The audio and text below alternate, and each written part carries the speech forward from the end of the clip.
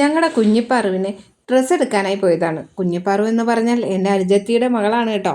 കുഞ്ഞിപ്പാറുവിൻ്റെ 28 ഇങ്ങ അടുത്തു. കടയിലെത്തിയതും ബോക്സിൽ വച്ചിരുന്ന കണ്ണറം കണ്ട എൻ്റെ മകൾ അനുജത്തിയുടെ ഡ്രസ്സ് എടുക്കുന്നതെല്ലാം മറന്ന് ഒരു ഗ്ലാസ് എടുത്ത് കണ്ണിൽ വെച്ച് ഫോട്ടോയ്ക്കായി പോസ് ചെയ്തു.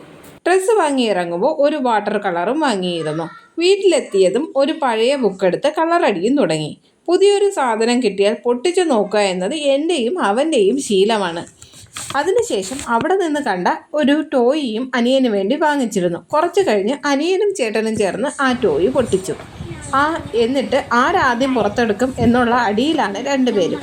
ചേട്ടൻ തന്നെ എടുത്ത് അത് അനുജന് കൊടുത്തു. അനുജൻ അത് തലങ്ങും വിലങ്ങും നോക്കി.